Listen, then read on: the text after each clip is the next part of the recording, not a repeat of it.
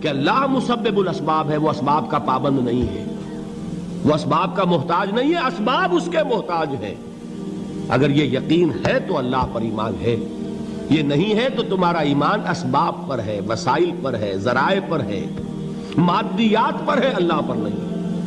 اس وقت کہاں راستہ تھا؟ تو راستہ تھا سمندر ہے اور ادھر سے لشکر آ گیا ہے۔ کلا ان معی ربی سیہدین۔ اب دیکھیے ایمان کہہ دینا آسان ہے، ہوا معکم اینما کنتم، جہاں کہیں بھی تم ہوتے ہو اللہ تمہارے ساتھ ہوتا ہے، لیکن اس کا یقین قائم ہو جائے تو زمین و آسمان کا فرق واقع ہو جائے۔ یہی بات ہوئی حضور کے ساتھ۔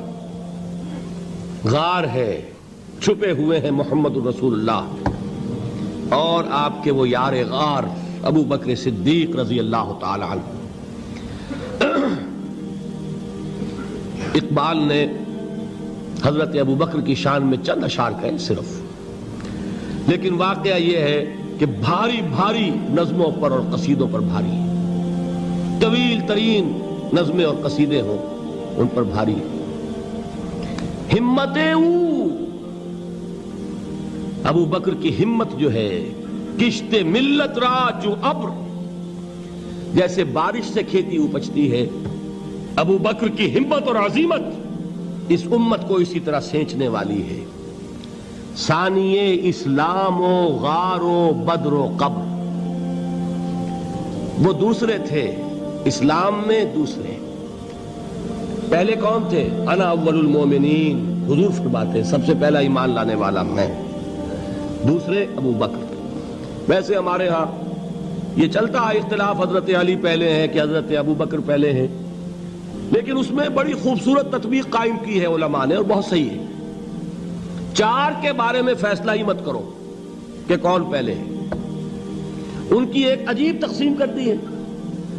آزاد مردوں میں، بالغ مردوں میں سب سے پہلے ابو بکر، بچوں میں سب سے پہلے علی، خواتین میں سب سے پہلے خدیجہ، اور غلاموں میں سب سے پہلے زید ابن حارثہ۔ بڑی پیاری تقسیم ہے، یہ چاروں ہی پہلے ہیں، ہر ایک کے لیے اولیت ہے۔ اور واقعہ یہ ہے کہ اگر زمانی اعتبار سے تعین ہوگا تو پہلے خدیجۃ الکبریٰ آئیں گی رضی اللہ تعالی عنہ۔ کسی اور سے بات کرنے کی نوبت بعد میں آ سکتی ہے، پہلے تو اہلیہ محترمہ سے بات ہوئی، آتے ہی پہلی وحی ہوئی ہے، ابھی تبلیغ کا حکم نہیں تھا۔ کس کو بتایا واقعہ؟ ابھی اپنی نبوت کی تبلیغ کا تو حکم ہی نہیں آیا۔ واقعہ کس کا ہے؟ وہ خدیجہ کا ہے۔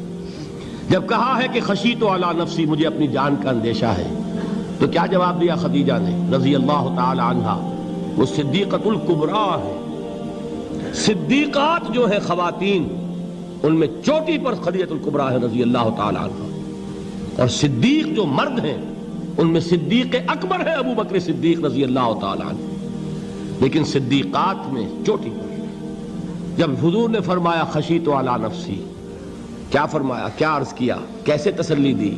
نہیں نہیں، اللہ آپ کو ضائع نہیں کرے گا، آپ غریبوں کے ہمدرد ہیں، آپ مساکین کے تکالیف رفع کرنے والے ہیں، آپ بیواؤں کی سرپرستی کرتے ہیں، آپ مسافروں کی خدمت کرتے ہیں، اللہ آپ کو ضائع نہیں کرے گا۔ یہ یقین ہے اس خاتون کے اندر۔ خیر وہ ایک علیحدہ بات ہو جائے گی۔